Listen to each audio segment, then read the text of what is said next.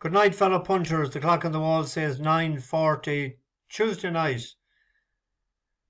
With a few for tomorrow after a good enough day, meatloaf day, even though I had beef for dinner in my neighbour's house. I went over to walk the dog. I nearly got knocked down again, the doggy, with Delight when she seen me coming. Hadn't walked her in a week. So we had a good walk, good chat with the neighbours and the dinner, and happy out. We had a meatloaf day, as I said, and we got the right two price-wise, 6 to 1 and 11 to 2. But the whore about it was they came so close together, the last two, that there was no option. For me anyway, I couldn't get an option to cash out because I had two trebles and a Trixie, and I had them backed each way as well, and a win bet on Urban Sprawl. But it wasn't coming up because one of the trebles was bigger than the other, so I wanted to cash out the big one after the two winners, 6 to 1, 11 to 2. It's been a good cash out. But not to be. Run Forest Run drifted to 14 to 1 in running, and I was looking and I was saying, have I got the right horse in my vision? Because I thought he was going well. I knew he'd finish well. I showed you that video last night. That was over 5. The way he was scooting home over 5. He wanted the extra furlong. The ground was grand for him. He'll probably get a good hike for that. But he's a decent little horse on that ground. He may go in again. Zephron, something similar, ground suitable. There was a danger when the reserve, Gavin Cromwell's reserve, got in. I done the reverse forecast for a few quid. Paid 30 and change. It was grand. And then, why didn't Fanning make an attempt to get the rail? If he didn't win it himself, make an effort to get the rail in that race. And if he wasn't good enough, at least not be good enough. But horses can be huge enough. He knew that he wasn't going to burst himself when there was no chance of winning when he didn't get the rail. But not a bad day. And yesterday, and even if he finished second or third, but there was no third because there was two non-runners. But for an each-way treble, like if he had finished second himself, but it's one of those days. Not too bad though. We're chugging along nicely in the middle lane. Before I forget it, I'll read an email I got from Owen Burrows very early this morning. I sent him an email late last night. Fair play to the man, he answered it very early this morning. Morning Mickey, many thanks for your email. Hukum really is a special horse to many people, none more so than me, as I owe him a huge amount. He has been a complete star for me through my career. I will struggle to find one better. Let's hope he runs well on Sunday and can get the job done. Best of luck with your tipping channel and have a great day at Longchamp on Sunday. Best wishes, Owen. Thank you very much for replying. Great. We'll have a look at one of his races before we finish. We'll get on to tomorrow. Where are we here? We're at Goodwood in the 305, soft to heavy ground. A horse that won the last day and won snug enough for Peter Crate for the Gallagher lads from Ballinamore in County Leitrim. They're builders in London. It's a horse that used to be, when it went handicapping first, it was 89 after winning in Chelmsford. Went to Bill Knight and done nothing, only drop a full stone. One off 70, one off 74. 6 furlongs seems to be his best distance, I'm thinking. The last day in Sandown on Good to Soft, which was the 20th, which was only a week ago, he's in the yellow or the orange cap with the green and white on the rail. He's last at this point. The outside of Papabella, Trusty Rusty is now been asked for more, exquisitely trying to come up with something. Ferenzi Rose has ridden along hard, is desperately trying to get through there, the orange cap, that noseband having to wait as they go inside the final furlong, bang of the bell, exquisitely ridden for more. Harb coming there, absolutely cruising.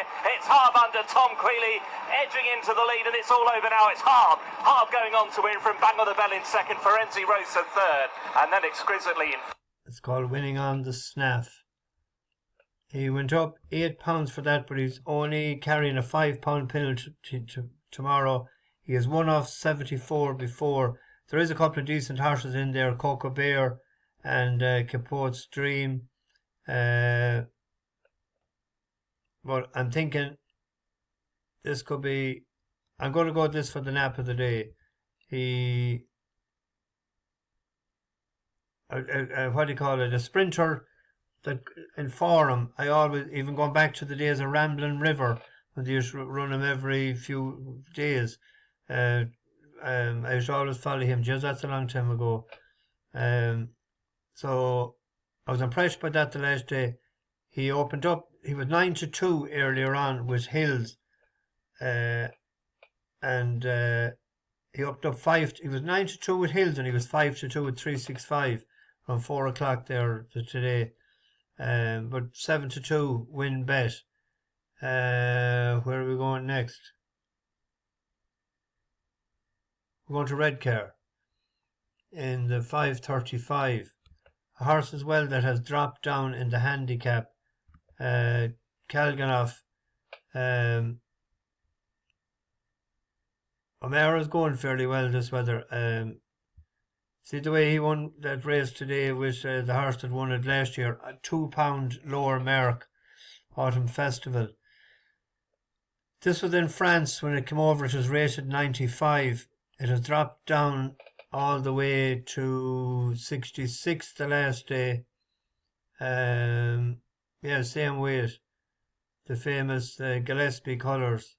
Remember that the Grey Gatsby used to be owned by him. The last day he ran, it's like Waters always finds his own level. He's handicapped to win.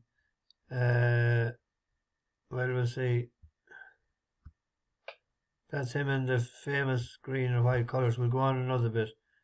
He finished second. He's only beaten really Nose, shaking up. JKR Cobbler looking for that fourth track win on the near side. Every chance of time to rumble. Kalganov is angling for a run to the right. Golden Apollo with Kosa Sara. The Caltonian coming to the near side in the green sleeves. Heading now towards the final furlong. JKR Cobbler, Kalganov, Kosa Sara is towards the centre of the course and coming home really well for William Pyle. 100 yards from the finish. And to the near side it's Kalganov. Kosa Sara though down the centre is just about in front. Kalganov running to the near side. Kosa Sara, Kalganov racing wide apart. He was in desperate hard look now to win that race, but he didn't go up anything in the weights for doing so as of yet anyway. He 66, same as the last day. Well, let's see, does the handicapper have a look at him yet? I should go up £1. That's all right. But O'Mara, only for a 4-year-old, to open up 7-2 there earlier. What price is it now? I forget already. 7-4. Win bet. Win bet as well on a horse we tipped up the last day, but the ground got to it in Foss last. Was Berkshire Sundance on the strength of over course and distance, ran a pretty decent race. 2 runs back. It was won by Seastone. The ground went against it the last day in a heap. Where are we here?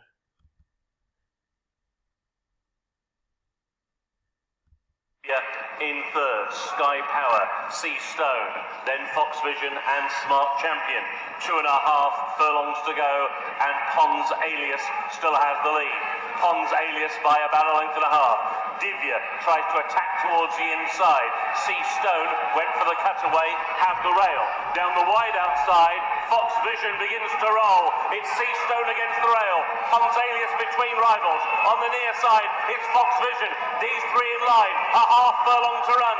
Sea Stone has a lead of 2 lengths now, and the nightcap goes the way of Sea Stone. Fox Vision in second. It was close third of rallying Berkshire. He rallied fairly well in that race. Likes the surface. Want to be brave done the business for us last November, but this 3-year-old is getting £10. He's rated 65, only a pound inferior to the top weight. So if there was no weight for age allowances, he'd be carrying 10 stone 2.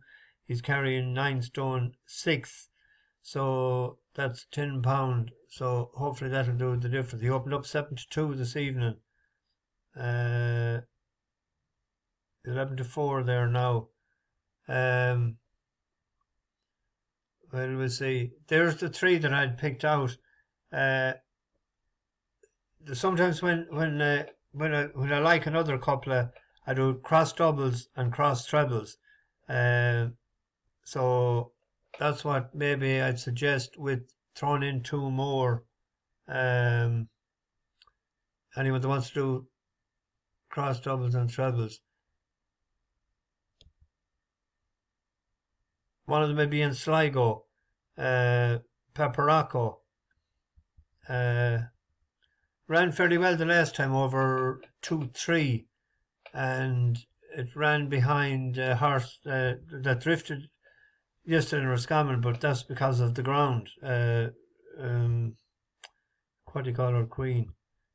But we'll get in a second. It's out in front Downtown there. Queen from being pushed Downtown along second Queen. now, Robin de Glory. But Pepperocco's about third on the in. outside, Black Samurai being ridden along, but still in there, pitching in 4. Rebel Waltz is next, followed then by Midnight It Is. Late Chad travels well on the inside, might need a little bit of luck in running, and they're followed by Early Arrival. Heading into the straight towards the final 2 fences, and it's Downtown Queen still with the advantage. Pepperocco coming there in the centre of the fence to try and challenge. They're followed in third by Rebel Waltz. Late Chad now being asked for an effort in 4 on the inside. Midnight It Is tries to stay on down to the final fence. It's Downtown Queen, just lands in the lead by a length, makes a slight mistake, but leads by a length from Pepperocco. Midnight It Is tries to come home on the outside, but it's Downtown Queen with the advantage. And as they race up towards the finish, Downtown Queen and Conor McNamara win it for Henry de Bromhead by about 3 lengths in the end from Pepperocco. Close for third. Pepperocco was staying on there to suggest that the extra couple of furlongs in Sligo tomorrow would help. I got a couple of texts from young bucks that are heading tomorrow's student day in Sligo, and they were asking me to give us the winner, and that's the one I gave them, because there was beginners chases and whatnot there tomorrow. If I do fancy anything else, I'll put it up. I'll probably go tomorrow if it's middling. If it's not raining, if it's raining, I won't go. I don't want to get the cold before the weekend. And then for anyone that wants those cross doubles and trebles, final orders. I know it's short, but any of those that wins, if you had final orders with, at least should have a double. It's 11-10 there. Won for us a couple of times last year. It's rated 150 over fences, and over 68. It's up £9 for his last win.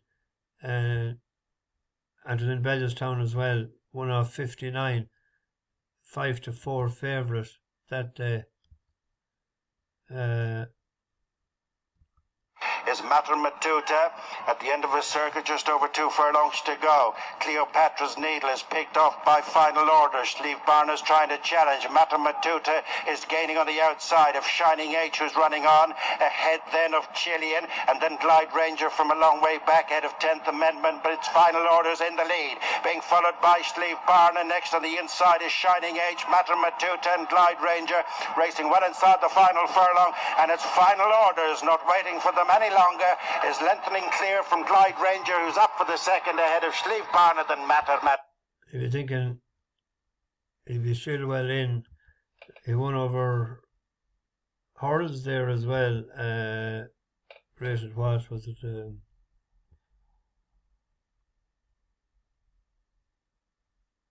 102.59, like he's rated 149 when he ran in the Galway plate. We'll